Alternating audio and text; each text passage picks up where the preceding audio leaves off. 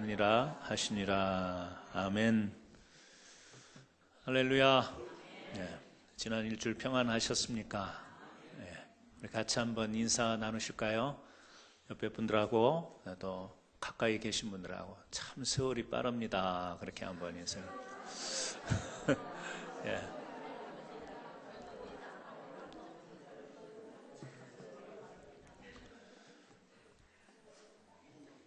늘 느끼는 거지만 시간이 참 빠르게 지나가는 것 같습니다. 느낌이죠. 시간은 똑같이 갑니다. 언제는 빨리 가고 언제는 늦게 가는 게 아니고 늘 동일하게 가는데 우리의 느낌이 참 이렇게 빨리 간다, 그런 느낌을 받습니다. 이제 날씨도 제법 추워졌고요. 그죠? 또 교회 사역으로 보게 되면 우리 이제 구역 예배 11월로 다 마지막 모임들 가지셨을 겁니다. 그래서 이제 2017년에 또 새로이 구역이 편성되어서 이제 새롭게 구역 예배를 시작하겠습니다만, 오늘 2016년은 또 이렇게 여러분들이 부지런히 모이시고 또 모이셔서 참 성도의 교제를 아름답게 나누시고 또 기도하고 또 특별히 선교지를 위해서 여러분들이 헌금해 주셔서 비록 작은 것이지만 하나님의 이름으로 전달되어지는 곳에 큰 하나님의 능력이 나타날 것을 우리가 사모하면서 그렇게 기도도 하고 또 헌금도 하고 그랬지 않았습니까? 우리 구역장님들 너무 수고 많으셨고요. 또 인도자님들 제가 이렇게 제대로 안내해드리지도 못하는 가운데서 구역 이렇게 인도하시고 너무 수고하시고 참 애쓰셨습니다. 구역 예배 드리는 것도 요즘 현대 사회에서 이게 쉽지가 않은 것 같아요. 사람들이 집을 오픈하는 것도 그렇게 쉬운 일은 아닌 것 같고요. 지난주에 저희 집 오픈하우스 하는데 제가 토요일 날 집을 치우다가 시간이 안 돼서 막 숨겨버렸어요. 벽장에다가 다 몰아넣고 이렇게 정돈된 모습을 보여야 되니까. 그러니까 우리가 가정에서 한 번씩 돌아가면서 구역 예배 드릴 때도 물론 대청소 기간이 될 수도 있지만 집을 그렇게 성도들 함께 모이셔서 예배 드린다라는 것이 쉬운 일은 아닌데, 여러분들이 이렇게 구역 예배를 드리는 모습을 보면 참 열심히 모여주시고 또 모이셔서 또 이렇게 교제도 나누시고 또 기도하고 이렇게 교회의 공동체를 이루어가는데 협력을 해주신 것에 대해서 다시 한번 진심으로 감사합니다. 또 우리가 이 12월 달 벌써 한 해를 마무리한다라고 할 때 우리 세퍼드 라이프 공부하신 분들 벌써 1권, 2권, 3권, 10주씩 벌써 30주를 공부하셨고 또 어떤 분들은 20주를 공부하신 분도 계시고 그렇죠. 이렇게 공부한다라는 것이 공부 그 말만 들어도 우리는 굉장히 부담스러운 거 아니에요. 그런데 우리가 더 말씀으로 더 내 자신을 훈련하고 더 하나님의 뜻을 기꺼이 깨달아서 더 신실한 믿음의 사람으로 살아가고자, 이게 1시간 모이는 게 아니거든요.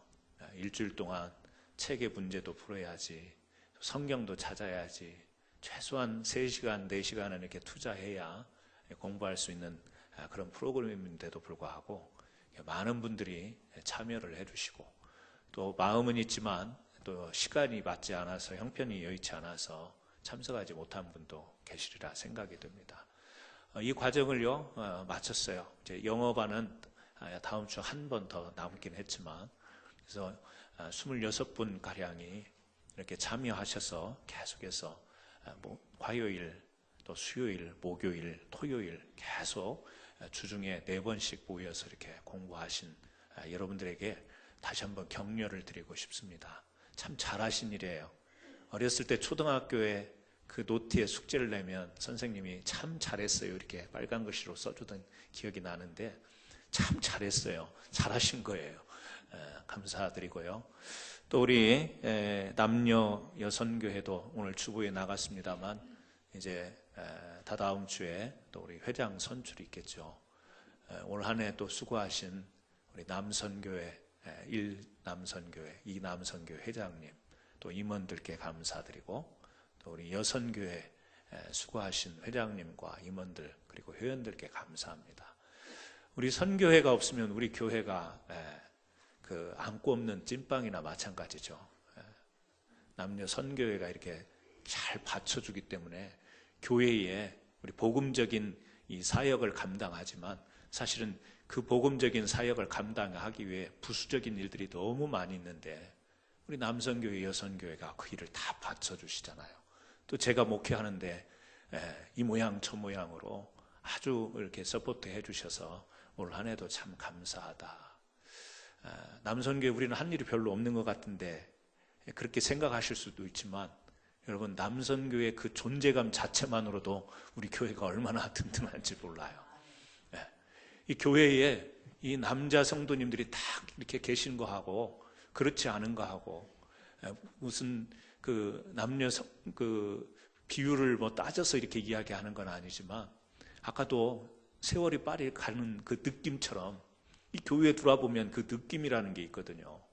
근데 남자 성도님들이 이렇게 계시면 왠지 모르게 든든한 그리고 뭔가 안정된 이런 느낌이 있어요. 그래서 특히 우리 제1남선교회 우리는 뭐 하는 것도 없고 뭐 이렇게 절대 그렇게 생각하지 마세요. 여러분이 그냥 계신 자체로서 교회는 정말이에요. 또 저도 그렇고 교회가 그리고 요즘에 새벽기도 주중 새벽기도를 하다 보면 여러분 새벽기도에 남자 성도가 훨씬 많은 교회는 우리 교회밖에 없는 것 같아요. 주로 여자 성도님들이 많이 이렇게 기도를 하시는데 우리 교회는 보면 남자 성도님들이 주중 새벽 기도는 더 많이 이렇게 참석해요. 남자가 참석해서 더 좋고 여자가 참석하면 안 좋고 절대 그런 건 아니에요. 오해는 하지 마세요. 오해는 하지 마시고요. 왜냐하면 보편적으로 그렇게 못하는데 우리 교회는 하는 부분이 있기 때문에 제가 자랑스럽고 또 뿌듯해서 이렇게 말씀드리는 겁니다. 남선교회, 여선교회 참 많은 굳은 일들인데 잘 감당해 주시고 또 이제 한 달 남았지만 또 마무리까지 잘 해주실 줄로 믿고 감사를 드립니다. 또 뿐만 아니라 우리 교회에 우리 또 성가대, 또 찬양팀, 또 예배를 위해서 방송실, 또 통역하시는 분들, 예배위원들, 교회학교 또 담당하시는 목사님들, 선생님들 다 여러 곳에서 한 분 한 분들이 그 주어진 직무를 잘 감당하기 때문에 우리가 교회가 그냥 교회 된 것 같지만 이런 부분들에 우리가 헌신이 없이는 교회가 온전히 공동체를 이루어 나갈 수가 없죠. 성도님들 여러분들의 그 수고와 헌신 이게 너무 값진 거예요. 이 헌신은 우리가 어떻게 할 수 있느냐? 여러분 헌신이라는 것이 쉬운 일이 아닙니다. 말 그대로 내 자신을 던져서 우리가 봉사하고 충성하는 거잖아요. 이게 쉬운 일이 아니에요. 그럼에도 불구하고 우리는 왜 캔사스 한인 장로교회라는 이곳에서 이렇게 때로는 땀을 흘리면서 누가 알아주지도 않는데 그렇게 시간 그쪽에 가면서 잠 못 자가면서 새벽에 막 이렇게 열심히 우리가 헌신할 수 있는가? 그 이유는 저는 딱 두 가지라고 생각합니다. 첫째는 하나님께서 우리를 불러주신 그 소명. 그 소명, 하나님이 우리를 구원의 자리로 불러주시고 하나님이 우리를 당신의 자녀 삼아주신 자리로 불러주신 그 소명. 그래서 우리는 주님의 일을 하면서 헌신하면서 목적이 뚜렷한 거예요. 내가 이 일을 왜 하는가? 이 목적이 우리는 분명한 거예요. 또 하나는 그 소명에 의한 사명이죠. 사명. 하나님께서 우리에게 맡기신 일. 그 일은요, 가치 있기 때문에 우리가 하는 거예요. 소명은 목적이 분명한 것이고 사명은 우리로 하여금 분명한 가치를 느끼게 하는 것이니까 가치를 갖게 하는 거니까 이 소명과 사명이 있기 때문에 우리가 이렇게 선교회도 섬기고 성가대도 섬기고 교사로도 섬기고 구역에서 함께 수고스럽지만 그렇게 우리가 모임을 가지면서 신앙생활을 하는 거죠. 여러분 말이 그렇지 우리는 그렇게 그냥 쉽게 이야기할 수 있습니다. 헌신, 충성. 그러나 이게 결코 쉽지 않다는 것을 저는 잘 압니다. 여러분들이 그냥 말로 하나님 앞에 헌신하는 거지 말은 그렇게 하지만 내용적으로 보면 얼마나 쉽지 않은 것인지 우리가 세상에 살아갈 때 이 사명을 가지고 살아가는 사람들이 있고요. 야망을 가지고 살아가는 사람이 있습니다. 이 사명과 야망의 차이 뭐죠? 사명이라고 하는 것은 분명한 그런 가치, 특별히 우리 믿음의 사람들은 하나님이 주신 이 고귀한 가치를 알기 때문에 거기에 내 어떤 욕심도 내려놓고 내 어떤 사적인 이익도 내려놓고 내가 그 일에 뛰어들어가서 일할 수 있는 거예요. 그러나 우리가 이 사명이 아닌 야망을 가지면 거기에는 첫째는 사람이 소유욕이라고 하는 근본적인 욕구에 의해서 야망이 실현이 되는 거예요. 다 내가 주어가 갖는 거, 내 안으로 끌어모으는 거, 사람이 누구에게나 다 이 소유욕이라는 게 있습니다.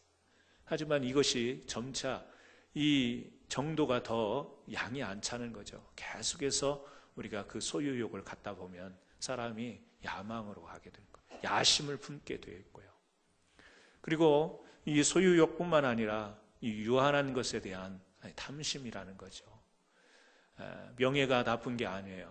물질이 나쁜 게 아닙니다. 우리에게 필요한 거예요. 그런데 여기에 욕구가 들어가고 지나친 욕심이 들어가게 되면 여러분 명예를 잘못 사용하게 돼요. 물질을 잘못 사용하게 됩니다. 그것이 충분히 사명을 감당할 수 있는 도구임에도 불구하고 그것이 야망을 이루는 수단으로 이렇게 흘러갈 수 있다라는 거예요. 그래서 우리가 교회에서 주님의 일을 하지만 이 마음속에서 이 분명한 목적과 가치를 발견하지 못하면 헌신으로 일하는 것 같지만 이 마음속에는 야망으로 도전하는 모습이 있을 수가 있는 거예요. 교회에서 우리가 이 온전치 못한 모습을 많이 교회들을 통해서 보잖아요. 오늘 세상에서 우리가 지적을 당하고 손가락질 받는 이유가 뭐냐면 하나님께 헌신하는 게 아니라 그래서 하나님 앞에 이 소명과 사명을 분명히 이 목적과 가치를 귀하게 여기는 게 아니라 헌신하는 것처럼 보이는데 그 안에는 자기들의 욕심, 탐심 그것으로 인하여 이 나타나는 결과는 자신의 야망을 위해서 수고하고 봉사한다. 이게 깃들여 있기 때문에 교회들 안에서 그 온전치 못한 모습들이 발견이 되는 거죠. 저는 그래요. 이 헌신이라는 게 너무 쉽지 않다. 어렵다. 그래서 우리가 늘 기억해야 될 것은 내가 하나님 앞에 부름받은 하나님의 백성이라는 거, 하나님의 종이라는 거, 하나님의 자녀라는 이 의식을 늘 그 목적을 잃지 않는 우리들의 묵상이 필요하고 우리들 돌아보는 것이 필요하고 또요 하나님이 맡기신 일에 대하여서 이게 왜 나에게 소중한 일이며 가치 있는 일인가 이것을 우리가 놓쳐버리면 우리는 자연스럽게 우리들의 욕심과 탐욕과 야망으로 흘러갈 수 있다라는 거예요. 뿐만 아니라 이 헌신을 사람들은 요즘에 잘 하려고 하지 않습니다. 왜냐하면 그것은 너무 귀찮은 일이기 때문에 그래요. 너무 힘든 일이 되기 때문에 그렇습니다.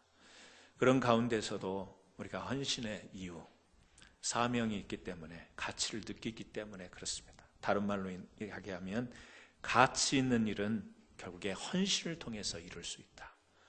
여러분들의 헌신을 통해서 하나님의 교회에 아름다운 가치 있는 일들이 실현된다라고 하는 거죠. 그 일을 여러분들이 지난 1년 동안 해오신 거예요. 1년만 해오셨습니까? 아니죠.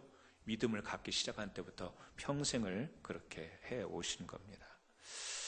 한 갤럽 조사에 의하면 이 70세 이상의 노인들이 자기 인생에서 가장 후회하는 공통된 이 특징 뭐냐면요. 수많은 선택과 기회 속에서 모험하지 않고 헌신하지 않은 것, 이 두 가지로 압축이 됐다고 그래요. 많은 사람들이 이야기를 했는데 어떤 기회와 선택이 있는데 내가 모험하지 않았고 거기에 헌신하지 않고 다른 이야기로 하면 어떤 내게 좋은 기회가 있었음에도 불구하고 적당하게 살았다. 그것을 후회했다라고 하는 이 데이터를 모은 보고가 있습니다. 여러분 우리가 그래요. 지내놓고 보면 그때 조금 열심히 하고 그때 더 좀 우리가 헌신했으면 더 좋았을 것을 더 많은 열매를 맺었을 것을 더 보람된 열매를 맺었을 것을 이렇게 후회하는 게 있죠. 꼭 나이가 들어서만 그런 것은 아니죠. 모든 사람들이 살아가다 보면 그렇게 생각하는 경우가 있습니다. 사명자의 인생이라고 하는 것 그것은 하나님 앞에 서 있는 거예요. 그래서 이 사명자는 은밀한 중에 보시는 이 하나님 앞에서 열심히 살아가는 겁니다. 대충 하나님 앞에 눈가림만 하는 게 아니고 열심히 하는 거죠. 저는 이제 12월, 오늘 첫 주이긴 합니다만 1년의 마지막 달을 맞이해서 저는 여러분들이 그렇게 헌신하시고 수고하신 것을 인해 진정한 마음으로, 진실된 마음으로 감사를 드리고, 그런 여러분들의 헌신이 2016년으로 마감이 되느냐, 12월로 마감이 되느냐? 아니죠. 우리 믿는 자, 좀 다른 용어로 쓰고 싶은데 사명자는, 이 제목이, 오늘 말씀의 제목이 믿는 자의 행보예요. 사명자의 행보. 행보라고 하는 것은 걸음걸음입니다. 한 걸음 한 걸음 나아가는 그런 의미를 가지고 있어요. 12월로 우리 1년이 마무리될지는 모르지만 우리들의 헌신과 이 믿음의 수고는요, 이 12월로 마감이 되는 게 아니에요. 계속해서 한 걸음 한 걸음 더 나가야 됩니다. 그런 가운데 오늘 이 여호수아 1장의 말씀을 통해서 우리가 이렇게 사명자의 행보를 걸어 나가야 되는데, 우리가 조금 한번 고려해야 될 점이 무엇인가를 오늘 좀 이 말씀 가운데서 한번 찾아보고 싶습니다. 오늘 우리가 잘 아는 것처럼 여호수아 1장은 이제 애굽에서 나온 이스라엘 백성들이 하나님께서 약속하신 가나안 땅으로 이제 인도함을 받잖아요. 그 앞에 모세를 세웠었습니다. 그런데 그 모세가 죽죠. 그리고 나서 후계자가 여호수아입니다. 그 여호수아에게 이제 모세가 비록 죽었지만 이스라엘 백성 거의 300만 되는 이 이스라엘 백성을 인도해야 될 인도자가 바로 너다, 여호수아다. 너는 이러한 자세와 태도를 가지고 계속해서 믿음의 행보를 하라. 지금 그런 내용이 여호수아의 내용이잖아요. 그래서 이 1장 우리가 읽었던 말씀 가운데 이 믿는 자의 행복 가운데 우리가 고려해야 될 점은 무엇인가? 첫 번째는 우리에게도 이 건너야 될 강이 있다라는 사실이에요. 자, 여호수아가 이제 이스라엘 백성들을 이끌고 갑니다. 요단 동편으로 이 진로가 정해져 있어요. 그래서 그 요단강이 앞에 놓여 있는데 이 동쪽에서 서쪽을 넘어가려고 하면 이 요단강이라고 하는 강이 중간에 있는 거죠. 그래서 오늘 그 이야기를 하는 거예요. 1장 2절에 내 종 모세가 죽었으니 이제 너는 이 모든 백성과 더불어 일어나 이 요단을 건너 내가 그들 곧 이스라엘 자손에게 주는 그 땅으로 가라. 자, 그 땅과 이 땅이 있습니다. 여호수아와 이스라엘 백성들이 지금 이 땅에 서 있는 그곳은요, 그 요단 동편이에요. 그런데 하나님께서 지금 지시한 땅은 뭐냐면 요단을 건너서 이스라엘에게 허락한 땅, 주시는 땅, 약속의 땅, 축복의 땅, 그 땅으로 가라는 거예요. 이쪽에서 저쪽을 가야 되는데 그 사이에 강이 있다라는 거죠. 우리가 살아가다 보면 항상 이쪽과 저쪽으로 나누게 되어 있습니다. 내가 이쪽에 서 있으면 저쪽이 있는 것이고요, 내가 저쪽으로 옮겨가면 이쪽이 저쪽이 되어버리는 거죠. 항상 우리는 이 삶에 있어서 내가 서 있는 자리와 내가 바라보여지는 이런 자리가 놓여 있게 돼 있죠. 이 여호수아와 이스라엘 백성들이 볼 때 요단 동편이 더 풍요롭게 보였을지도 모르겠습니다. 그곳이 더 기름지게 보였을지도 몰라요. 하지만 그들은 이 요단강을 건너서 이 서편으로 갔어야 되죠. 가나안 땅으로 가야만 되죠. 왜요? 더 이쪽이 풍요롭고 더 좋은, 더 기름진 것이 있다 할지라도 이들은 하나님의 백성이기 때문에 하나님이 지시한 땅으로 가는 게 맞는 거죠. 근데 그 사이에 강이 있는 거예요. 여러분, 이 강이 의미하는 바가 뭘까요? 그냥 심플하게 이 상황으로 가서 이스라엘 백성들이 지금 광야길을 왔어요. 요단강이 그렇게 큰 강은 아니에요. 하지만 그래도 이 지역에 따라서 폭이 좁기도 하고 넓어지기도 하고 이 깊이가 좀 깊은 것도 있고 낮은 것도 있습니다. 어느 지역인지 정확히는 알 수는 없지만 이 요단강을 건너간다라고 하는 이 의미, 여러분, 이쪽에 평안하게 이 메마른 땅에서 그들이 입고 있는 옷, 가지고 있는 모든 이제 살림살이, 그들이 이 애굽을 떠나올 때 가지고 왔던 거, 뭐 특별한 것은 아닐지라도 이걸 다 짊어지고요, 이 물속을 통과해야 되는 거예요. 물속을 지나가야 되는 거예요. 여러분, 쉽지 않습니다. 군인들이 훈련할 때 막 도하 훈련도 하고 이렇게 물 있는 곳을 지나가기도 하지만 우리가 이렇게 잘 정중하게 차려입고 이렇게 길을 가는데 강물이 있는데 다리가 있는 것도 아니고 징검다리가 있는 것도 아닌데 우리 보고요, 그곳을 통과해서 가라고 하면 순간 멈칫할 거예요. 꼭 가야 되는 길이긴 하지만 거기에 다리가 없고 이 물을 피해서 갈 길이 없다라고 할 때 아마 이렇게 쉽게 길이 없네, 다리가 없네, 들어가야지 하고 처벅처벅 들어가는 사람 별로 없을 겁니다. 한 번쯤 하늘을 보든지 옆을 보든지 혹시 이 물을 붙이고 갈 수 있는 방법이 없을까, 이 생각을 하게 되죠. 뭐죠? 기존에 있던 내 모습을 어떤 손해를 보지 않고 갈 수 있는 길은 없을까? 옷이 젖어버리면, 또 물속에 들어가서 잘못되면 그 물속이 낮은, 이 수심이 낮은데도 어느 순간에 깊이 파진 웅덩이가 있으면 내가 혹시 거기에 쑥 빠져서 어떤 목숨을 잃지는 않을까? 여러분, 우리가 그런 두려움, 또 그런 손해보는 느낌, 이런 것들이 이 강 앞에서 드는 생각일 수 있습니다. 우리가 이 하나님 앞에서 사명자로 살아간다라고 할 때 우리가 건너야 될 강이 있어요. 그 중에 하나는 손해보는 느낌, 손해보는 생각. 교회에 열심히 헌신하고 봉사해야 되는데 그 일을 딱 하려고 하다 보면 내 시간이 투자가 돼야 되거든요. 내 물질이 쓰여져야 됩니다. 내 몸이 움직여져야 돼요. 그래서 나를 던져야 되는, 말 그대로 헌신해야 되는 거예요. 그런데 그게 여러분 쉽지가 않잖아요. 바쁜데 우리가 얼마나 분주하게 살아요. 그런데 교회에서 어떤 일을 하려고 하면 시간을 쪼개.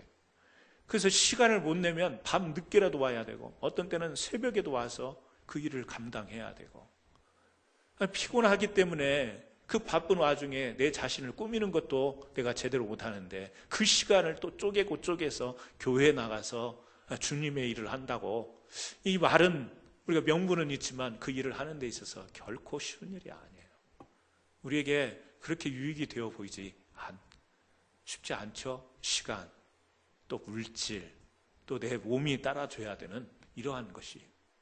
근데 여러분, 믿음의 행보는요, 사명자의 행보는 이 강을 뛰어넘어야 되는 거예요. 사람이 사명을 생각하지 못하면 이게 하나님께서 얼마나 우리에게 귀중한 일로, 가치 있는 일로 주셨는가, 이 우리가 사명감이 없으면, 이 가치를 우리가 느끼지 못하면 당장 우리 드는 생각은요, 이게 내게 손해가 될까 이익이 될까, 이거부터 계산하게 되는 게 사람의 자연스러운 생각이에요. 자연스러운 마음이에요. 그래서 이 사명이 없이는 여러분 헌신 못합니다. 왜요? 사명이 없으면 계산부터 하는 게 우리이기 때문에 그래요. 내가, 다른 사람들은 안 하는데 왜 나만 해야 되나? 자기만 할 수 있는 일이에요. 자기만 해도 되는 일인데 뭘 생각하죠? 꼭 내가, 다른 사람들은 안 하는 일을 나만 해야 되는 손해보는 느낌이 있기 때문에. 여러분, 우리가 이 말이 사명 거창해서 그렇지 주님의 일을 작은 거 하나, 교회 일 작은 거 하나 하더라도 이 사명감이 없이는 헌신하기 어려운 거예요. 그래서 우리가 건너가야 될 강이 있는데 그 중에 하나가 이 손해보는 느낌이다. 주님의 일을 하면서도 늘 마음 한구석에 주님의 일을 열심히 땀을 흘리고 수고하고도 뒤돌아서서 집에 와서 생각하면 억울한 거예요. 왜 그것은 안 나왔지? 왜 저 인간은 안 왔지? 왜 나만 해야 되지? 억울하고 막 여기서 그러다가 화도 나고 괜한 일을 한 것 같고. 사명이 그런 일이 아니거든요. 사명은 그렇게 계산되는 일이 아니고 비교되는 일이 아니거든요. 그런데 우리도 사람인지라 가끔 주님의 일을 하다 보면, 너무 힘들게 지치고 수고스럽게 하다 보면 이 사명이 귀한 것인 줄 모르는 건 아닌데 이 마음속에요, 손해보는 느낌이 들 때가 있어요. 근데 그 강을 넘으셔야 되는 거예요. 그 강을 넘으셔야 하나님이 정말 우리에게 주신 값진 것을 우리가 성취하고 누리며 살아갈 수 있다라는 거죠. 여러분, 또 건너야 될 강이 뭐죠? 귀찮은 거예요. 귀찮은 거. 마찬가지 하나요? 귀찮은 거. 요즘 사람들은 귀찮은 거 안 하려고 합니다. 귀찮은 거. 설거지도 귀찮아서 다 일회용으로 쓰고요. 컵도 씻기 싫어서 다 일회용으로 갑니다. 저도 귀찮은 거 별로 안 좋아해요. 어떻게 하면 쉽게 할까? 어떻게 하면 편리하게 할까? 이게 늘 생각이거든요. 그걸 효율이라고 좋게 이야기하면 효율성이라고 이야기하면서 합리화를 하면서 귀찮은 것을 안 하려고 해요. 여러분, 주님의 일을 하지만, 교회 일을 하지만 귀찮으세요? 안 귀찮으세요? 대답을 못하지, 그렇게 물어보면. 네. 우리 성가대 귀찮아요? 안 귀찮아요? 안 귀찮아요. 할렐루야. 그러니까 성가대지. 우리 회장님, 선교 회장님들 귀찮아요? 안 귀찮아요? 네. 네. 우리는 알아요. 이게 꼭 교회에 필요한 일이고, 교회에 꼭 필요한 일이라고 하는 것은 하나님이 우리 교회를 통해서 하시고자 하는 일에 너무 소중한 거기 때문에 우리가 알기 때문에요. 귀찮지만 따라가는 거예요. 귀찮지만 헌신하는 거예요. 저는 그게 감사한 거예요. 그게 고마운 거고, 또 앞으로도 우리가 그렇게 살아가야 되는 거예요. 그래서 우리가 서로 격려해야 되는 거예요. 참, 저 집사님, 저 얼마나 귀찮은 일인데 저걸 저렇게 할까? 왜요? 하나님 생각하니까. 자기 몸 생각하면 못 한다니까요. 귀찮아서 못 한다니까요.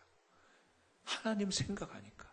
그래서 우리 성도님들이 힘든 일이 있을 때 서로 격려해야 되는 거예요. 힘든 일 하면서 저걸 왜 저 모양으로 했을까? 왜 잘하지 못하지? 이렇게 하다 보면 사명을 놓친 채 우리들의 일로 우리들이 서로 그렇게 평가하고 그렇게 상처 입고 그렇게 돼버리는 거예요. 저는 이 귀찮은 것도 넘으시는, 이 귀찮은 강도 넘으시기를 주님의 이름으로 축원합니다. 아울러서요, 우리가 또 건너야 될 강은 있습니다. 명예, 조금 다른 쪽으로 이야기하면 자존심. 우리가 주님의 일을 하고 헌신하다 보면 나 혼자 하면 자존심 상할 일이 절대 없어요. 같이 하다 보니까 자존심 상하. 같이 하다 보니까 사람마다 자기의 달란트가 들리고 은사가 들리고 사람의 일처리의 능력이 다 달라요. 그런데 거기서 조금 못하면, 거기서 조금 뭔가 어긋나게 되면 서로의 그 존재 자체에 상처를 입는, 한마디로 자존심 상하는 일들이 자꾸 발생하는 거거든요. 그러니까 우리가 이 강을 넘어야 되는 거예요. 나만 넘어서 될 문제가 아니라 함께 넘어야 되는 거예요. 힘들고 수고하고 정말 주님 때문에 하는 일인데 우리가 거기에서 주님이 내 존재의식을 이 일로 인해서, 이 사명을 감당하는 일로 인해서 너는 종이다, 너는 일꾼이다, 충성된 종이다 이렇게 하시는데 그 존재감에 우리끼리 서로 이 명예가 훼손되는, 자존심 상하는 이런 일들이 발생하면 안 되잖아요. 여러분, 우리가 이 믿는 자가 계속해서 이 사명의 행보를 하기 위해서는요, 이런 강들을 건너가요. 엄청난 신앙적인 어떤 영적인 큰 일로 뛰어넘어야 될 일도 있지만, 사실은 가까이에 우리 안에 우리에게 붙어있는 그런 문제들을 잘 우리가 해결하지 못하면, 지난주에도 말씀드렸잖아요. 이 감정의 문제 우리가 잘 다스리지 못하면, 그 감정의 강도 건너지 못하면 우리가 이 믿음의 행보를 하는데 스탑하게 돼요.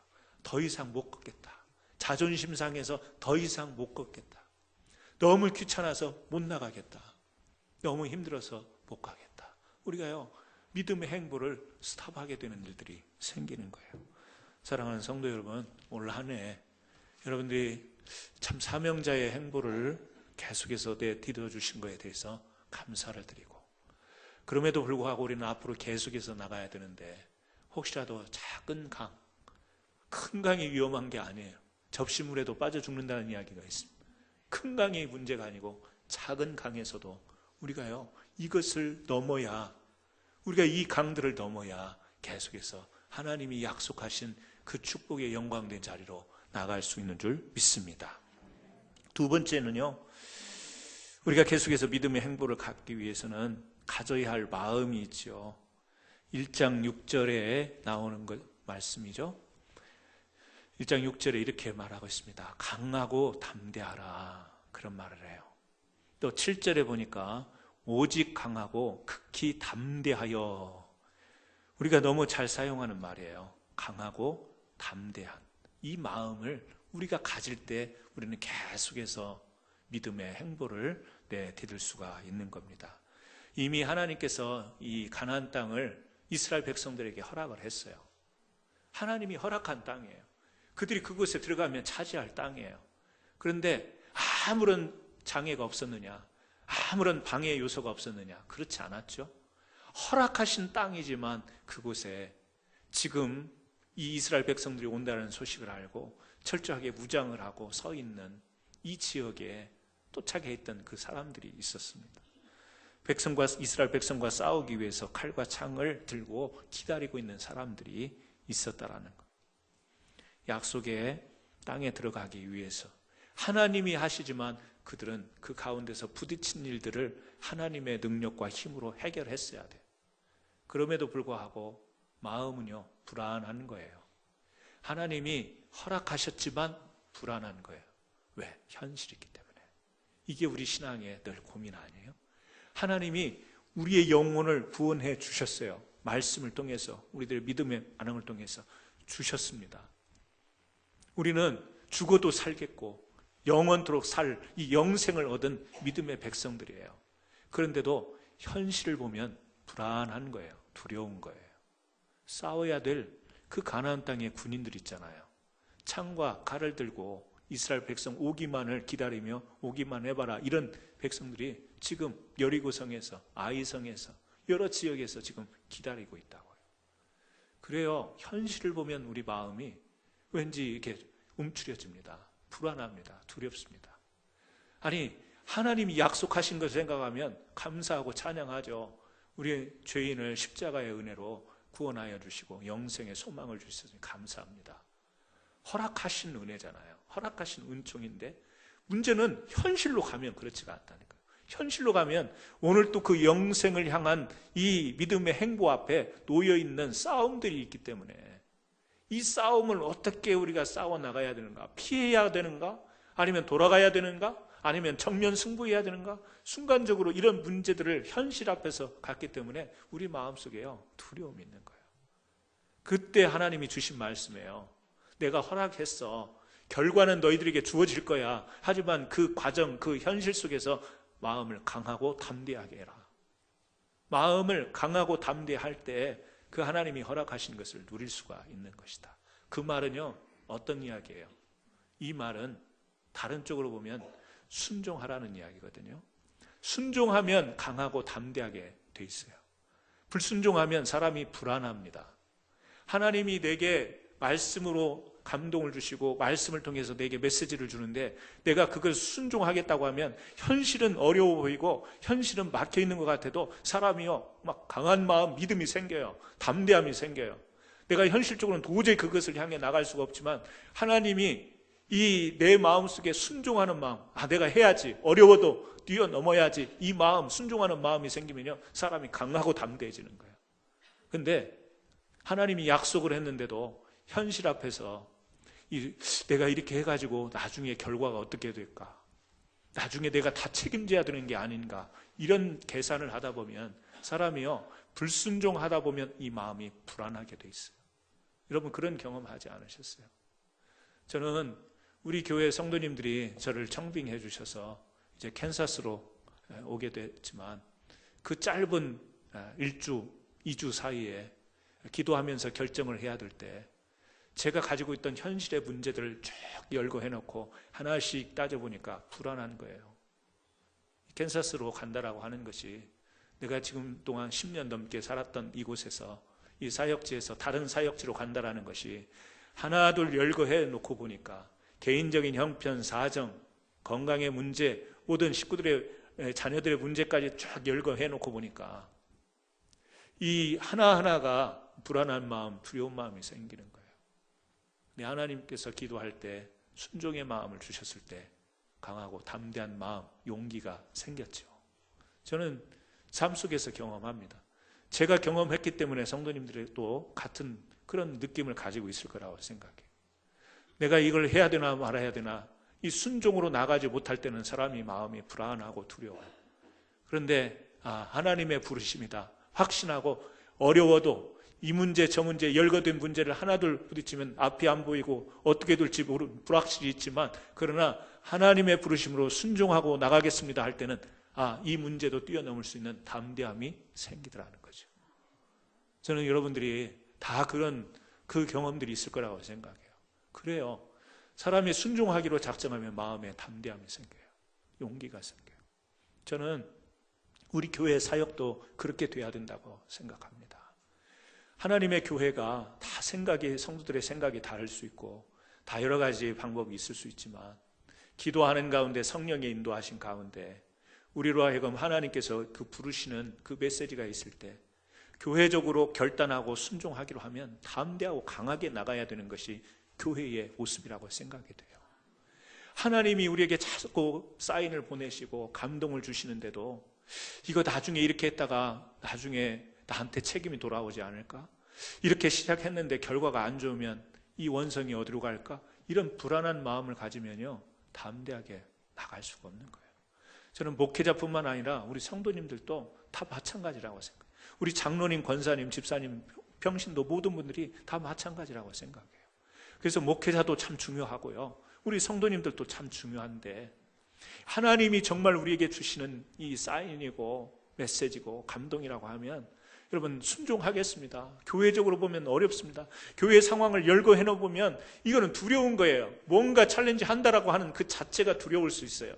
하지만 온 성도들이 한마음 되어서 순종하겠습니다 결정하면 모든 성도와 교회가 담대하게 강하게 주님이 허락하신 사역을 이루어 나갈 수 있다고 저는 그렇게 믿습니다. 저는요 그렇게 목회하려고 노력해요. 100% 자신은 못하지만 하나님이 이것은 정말 하나님이 주신 마음이다, 메시지다 싶으면 내가 하고 싶었던 거 내려놔야 되고 내가 좋아하던 거 내려놓고 순종하기로 하면 내가 전혀 못할 것 같았는데 불안한 모든 것들을요 가능하게 해요. 바울이 그는 전도여행을 아시아로 가기를 원했어요. 처음에 아시아로 가기를 원했지만 성령이 그를 어디로 인도했습니까? 유럽으로 인도하신 거예요. 여러분 그때 바울은 성경에는 그런 표현이 안 돼 있지만 자기가 계획하고 자기가 마음 준비를 다 해놨는데 갑자기 노선을 바꾼다고 할 때 그 준비했던 그 마음적인 실망감이 있겠죠. 나름대로 준비하고 계획했던 것이 그것이 다 무효가 된다라고 할 때, 그리고 전혀 준비하지 않고 전혀 계획되지 않았던 이런 곳으로 선택한다라고 할 때 사람이 불안하지 않겠어요? 그런데 바울은요 이 성령의 인도하심 속에 순종하는 거예요. 전적으로 그 성령의 인도하심을 순종하니까 비록 자기가 계획했던 것을 다 접어두고 하나님이 보내시는 이 유럽으로 갈 때 바울은요 강하고 담대하게 갔어요. 담대하게 가서 그곳에서 복음을 전했어요. 왜? 하나님, 내가 다 준비해놨는데 이렇게 되면 차질이 생기잖아요. 스케줄 변경이 돼야 되는데, 그리고 제 마음속에 이 기쁘지가 않은데 제가 그래도 그쪽으로 가야 됩니까? 이 마음속에서 순종하는 마음이 없으면요 이것도 아니고 저것도 아니고 불안하게 돼 있는 거예요. 사역이 불안정하고 그 사역에 임하는 사람이 불안하게 돼 있는 거예요. 저는 오늘 여러분들이요 하나님 앞에서 하나님이 부르신 자리에는, 이게 부르심이 순종의 자리, 이 부르심의 자리라고 할 때는 여러분 전적인 순종함으로 나가시기를 바랍니다. 순종할 때 하나님이 강하고 담대함 주세요. 교회에서 어떤 직분을 이렇게 성도님들이 추천하고 맡길 때 나는 그런 일을 해보지도 않았어, 나는 그런 일 못해, 목사님 왜 그 많은 사람 놔두고 나보고 하래, 뭐 이런 경우들이 있어요. 그러면요 못한다고 해놓고도 마음이 불안하다니까요. 나는 못한다고 하도 마음이 편치 않은 거예요.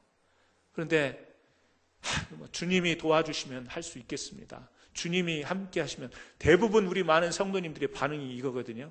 하나님이 함께 해주시면 할 수 있습니다. 왜요? 실제가 그래요. 여기 여호수아에서도 그러잖아요. 5절 말씀 보세요. 내 평생에 너를 등이 대적할 자가 없으리니 내가 모세와 함께 있었던 것 같이 너와 함께 있을 것임이라. 내가 너를 떠나지 아니하며 버리지 아니하리니 강하고 담대하라. 앞에서 무슨 말씀을 하세요? 함께 하겠대요. 버리지 않겠대요. 이게 하나님의 약속이거든요. 아니, 여러분들이 하나님 앞에 부름을 받은 소명자로 하나님의 가치 있는 일을 하겠다고 사명자로 나설 때 순종하겠다고 여러분들이 나서면, 여러분 하나님이요 그냥 여러분들 네 책임이다, 네가 알아서 해라, 그 결과는 네가 얻는 거야, 이렇게 놔두시는 하나님이 아니에요. 이 여리고성을 쳐야 되고 아이성을 쳐야 되는 여호수아와 이스라엘 백성들에게 나는 이미 가나안 땅을 허락했다, 그걸 차지하는 것은 너희들이 싸워서 그 승리의 결과다, 이렇게 말씀하지 않아요. 말씀해놓고 장애가 있고 성벽이 있지만 하나님이 어떻게 해요? 그 싸움에 함께 하시잖아요. 무기를 들고 싸우지 않고 성을 돕는 방법을 통해서 하나님이 승리하게 하시잖아요. 하나님이 그 여리고성에서도 함께하고 또 이스라엘 백성들이 교만하니까 아이성에서는 그 조그만 성읍에서 그 몇 명 안 되는 사람들에게 크게 당하잖아요. 왜요? 순종이냐 불순종이냐. 근데 그 순종의 여러분 힘은 어디서 나와요? 하나님이 함께 하신다라는 거. 그래서 우리가 주님의 일을 무슨 일을 할 때 자신감이 없어요. 경험이 없어요. 경력이 없습니다. 그럴 때 우리가 못한다고 이야기하기가 딱 맞는 대답이에요. 그럼에도 불구하고 세상과 교회가 다른 것은 뭐예요? 하나님이 함께 하시기 때문에 순종하겠습니다. 그러면 그 순종 가운데 하나님이 성령으로 우리에게 강하고 담대함을 주신다니까요. 그래서 그 일을 하게 하시는 거예요. 그래서 우리가 주님의 일을 감당하는 거예요. 뭐 회장할 사람 따로 있고 성가대 할 사람이 태어날 때부터 따로 정해져 있고 예정되어 있었습니까? 무슨 그 직분 방송실 담당하고 예비인으로 봉사하는 사람들이 태초부터 예정되어 있었어요. 구원받기로 하나님의 자녀로 예정되어 있지만 우리가 그렇지 않잖아요. 순종할 때 여러분 하나님이 함께 하신다는 그 사실을 붙들고 순종할 때 하나님 담대하게 그 마음이 결국에는 그 일을 이루게 하는 거잖아요. 그래서 이 마음을 강조하는 거잖아요. 저는 오늘 여러분들이 그러한 마음가짐이 있기를 바랍니다. 마지막으로 지켜야 될 법이 있습니다. 1장 7절에 같이 한번 읽겠습니다. 오직 강하고 극히 담대하여 나의 종 모세가 내게 명령한 그 율법을 다 지켜 행하고 우로나 좌로나 치우치지 말라. 그리하면 어디로 가든지 형통하리라. 지켜야 될 법이 있어요. 그게 뭐냐면 우로나 좌로나 치우치지 않는 거예요. 여러분 우리 성도님들이 좌우로 치우치지 않는 믿음의 행보가 있기를 바랍니다. 여기 보니까 그 길은요 하나님의 말씀을 입에서 떠나지 않게 하는 거예요. 그 말씀을 묵상하는 거예요. 다시 말하면 말씀과 기도를 붙들 때 치우치지 않는 삶을 살게 된다라는 거예요. 저는 우리 사랑하는 성도님들이 사명자로 살아갈 때 일을 잘하고 일의 결과도 중요하지만 항상 하나님의 말씀과 기도가 떠나서 사역을 하는 일이 없기를 부탁을 드립니다. 무슨 일을 하든지 말씀과 기도 앞에서 이루어지는 이러한 사역을 감당해야 되겠어요. 왜요? 기도하다 보면 하나님이 음성을 주세요. 이렇게 사운드로 들리는 음성도 음성이지만 마음속에 주시는 감동, 메시지가 있잖아요. 베드로도 초대교회에 이 사도행전 시작을 보면 그들이 깊은 기도를 합니다. 깊은 기도, 가슴으로 드리는 이 기도를 할 때 하나님이 환상도 주시고 메시지도 주셔서 이방인 고넬료의 집에 가서 복음을 전하기도 해요. 기도를 하다 보면 기도가 깊어지다 보면 하나님이 우리에게 메시지를 주세요. 하나님의 아이디어를 주십니다. 머리로 하는 기도가 있고요, 가슴으로 하는 기도가 있어요. 한나의 기도를 보면 그 심정이 하나님께 아뢰었다고 이야기가 나왔어요. 머리로 하는 기도가 아니에요. 근데 우리가 간혹 보면 잠깐 머리로 기도하다가 시계 보고 일어나서 가시는 분들이 있어요. 하나님의 아이디어를 얻기가 어려워요. 머리로 시작하는 기도가 되지만 점차 기도가 깊어지고 하다 보면 이 가슴에서 하나님 앞에 심정으로 드려지는 기도가 있을 때 하나님이 이 심령 가운데 주시는 메시지가 있어요. 우리가 그 메시지를 붙들어야 사명을 감당하고 믿음의 행보를 할 수 있는 거예요. 시계 보고 기도하는 거 보고 기도하세요. 보고 기도하시는데 내가 지금 기도가 머리까지만 와 있나, 목까지 왔나, 가슴까지 왔는가 체크를 하시고 가요. 어떤 분들 보면 정말 기도한다고 앉았는데 그 기도도 기도이긴 하지만 하나님이 길게 한다고 해서 그 기도를 다 들어주시고 짧게 한다고 못 들어주시는 하나님은 아니지만 깊은 기도에 들어가기 어려운 기도를 하고 자리에서 일어나는 분들이 간혹 있어요. 여러분, 저는 우리 성도님들이 깊은 기도, 머리의 기도에 머무르지 말고 가슴의 기도를 드렸으면 좋겠어요. 그러다 보면 하나님이 주시는 아이디어가 있다니까요. 하나님께서 주시는 목회 방법이 나와요. 설교의 메시지가 나오고 성도들을 떠오르게 만들고 목회를 그냥 머리 굴려서 하는 게 아니고요. 그렇게 그냥 나와 있는 교과서를 보고 하는 게 아니라 가슴으로 심정으로 하나님 앞에 드리면서 하나님이 주시는 아이디어로 목회를 해야 목회가 된다고 생각을 해요. 제가 잘은 목회를 잘 못하지만 그것은 제가 알고 있어요. 그렇게 하려고 노력해요. 우리 성도님들도 작은 일 하나를 하더라도 그런 기도 속에 주님의 일을 감당해야 된다고 저는 생각합니다. 기도해야 하나님의 뜻을 세울 수 있어요. 그래서 올 한 해도 열심히 잘 하셨지만 내년에는요, 우리 성도님들이 이 부분에 조금 더 강화를 했으면 좋겠다. 그래서 오늘 주보에 아마 나갔을 거예요. 제가 한 3년 썼던 우리 기독교 다이어리가 있는데요. 그냥 수첩이에요. 그런데 지난번에 새벽 기도를 하면서 그 생각이 들었어요. 우리 성도님들과 함께 내년에는 정말 사역을 감당하더라도 기도하면서 했으면 좋겠다 해서 그 다이어리가 매일 이렇게 한 4줄씩 있어가지고 주일날은 또 설교 노트도 있고 이러는데 거기에다가 자기 기도 제목을 매일매일 기록하면서 기도를 하면 성경책에다가 그냥 어떻게 묶을 수 있는 방법이 없나 그 생각까지 해봤어요. 늘 항상 가지고 다니면서 기도할 때 펴고 그 기록을 보면서 내가 기도 제목을 보면서 오늘 와서 무슨 기도 했는가 기억도 못하는 게 아니라 몇 개라도 2개라도 3개라도 기도 제목을 기록을 해서 하나님 이루어 주십시오. 또 그게 이루어질 때까지 기록을 하고 이루어지면 감사하다고 사인도 하고 문명이 발달하는 것은요 이 글자가 있었기 때문에 문명이 발전한 거예요. 말로만이 아니라 기록할 수 있는 기록이 있었기 때문에 문명이 발달한 거죠. 우리도 신앙의 발전 업그레이드도 우리가 좀 제목을 써가면서 기도 제목을 써가면서 이렇게 하나님 오늘 이런 기도 제목 우리 가족을 위해서 또 주변에 있는 사람들을 위해 기도 제목 쓰려고 하다 보면 많거든요. 매일매일 우리가 그런 기록을 하면서 그 제목을 가지고 기도하다 보면 기도가 좀 더 질서 있고 체계적이 되지 않을까. 실질적인 기도, 가슴으로 드리는 기도가 깊어지는 기도가 되지 않을까. 그래서 한번 제안을 해서 여러분들에게 권장을 하고 그래서 구입을 해서 여러분들이 구입하셔서 한번 이렇게 기록을 하셨으면 좋겠다. 이런 생각을 갖습니다. 사랑하는 성도 여러분, 올 한 해 참 평신도 또 집사, 권사, 장로로 그리고 또 여러 직분으로 애쓰셨습니다. 이 행보가 나는 이제 12월 달 됐으니까 끝날 거야 이런 생각하지 마시고 우리들의 믿음의 행보, 사명자의 행보는 계속돼야 될 거예요. 근데 여러분들의 수고와 헌신이 짜증나고 귀찮고 힘든 것으로 여겨지지 않고 하나님 소명 안에서 사명으로 감당해놓으라고 한다면 이 뛰어넘어야 될 강들을 뛰어넘으시고요. 가져야 될 강하고 담대한 마음을 가지시기를 주님의 말씀을 드리고 말씀과 기도로 여러분을 다져나갈 때 지치지 않고 주님 오신 날 그날까지 우리의 사명을 다할 줄 믿습니다. 기도하겠습니다. 하나님 아버지 감사합니다. 올 한 해도 잘 지켜주시고